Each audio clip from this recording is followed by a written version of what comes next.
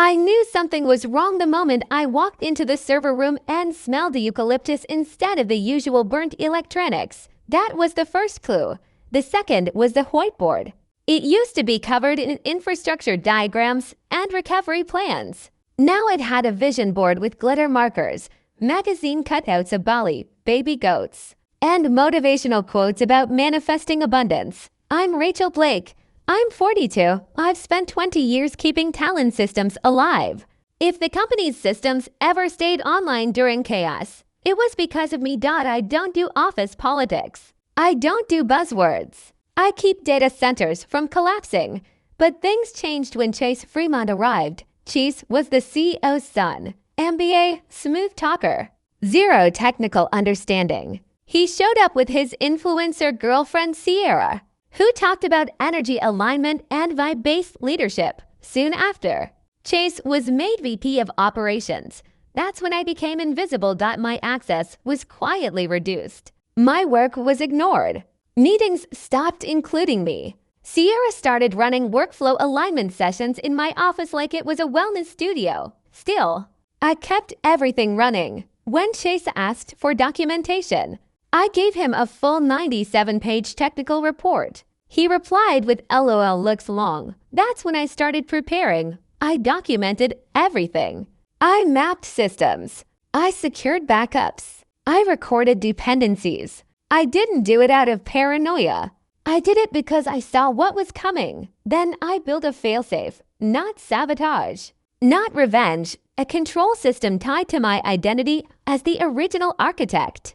If I was removed without proper transition, the system would slowly revoke critical access, invalidate licenses, and trigger layered protections across vendors and infrastructure. Talent didn't just use my systems. It ran on my structure. On Friday, Chase called me into his office. Sierra was there, sitting on the table like she owned the place. Chase didn't even look at me. We're restructuring, he said. Your approach is legacy. We're going in a new direction. Then he said the words clearly. You're done. Today is your last day. I didn't argue. I placed my badge on the table. I told him quietly, you have about 15 minutes before things start failing. He laughed. I walked out. No drama. No shouting. Just silence. Back at my desk, I didn't delete anything. I didn't sabotage anything manually. I just stopped maintaining what I had been holding together for years, and the system began to respond. At first, small failures, login issues, missing permissions, confused alerts. Then vendor systems started disconnecting. Licenses began expiring. Backup stopped. SYNCING. Chase kept messaging me. Hey, weird errors. You still there?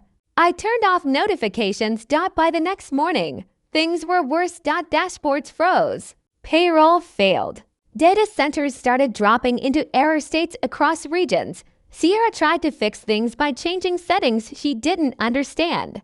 She disabled alerts because they were stressful. That only made things worse. Chase called it temporary instability. It wasn't. It was the system enforcing rules he never bothered to understand. Because buried deep in the infrastructure was something they never reviewed properly. My failsafe protocol, a final safeguard triggered by specific conditions, loss of proper control, unauthorized access changes, expired vendor chains, and ignored warnings. Once enough conditions stacked up, it activated.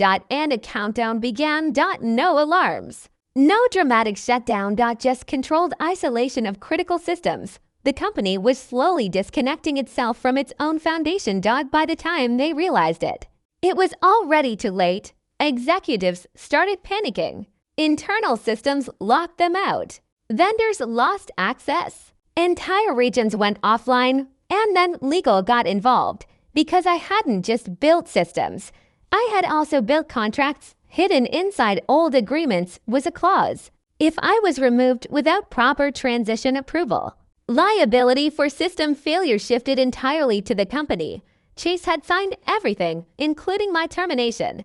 Now every failure legally belonged to them. Within hours, the board realized the situation was far worse than a technical issue. It was structural. They called the CEO back. Walter Fremont returned overnight. He accessed the company's systems and immediately saw the truth. 13.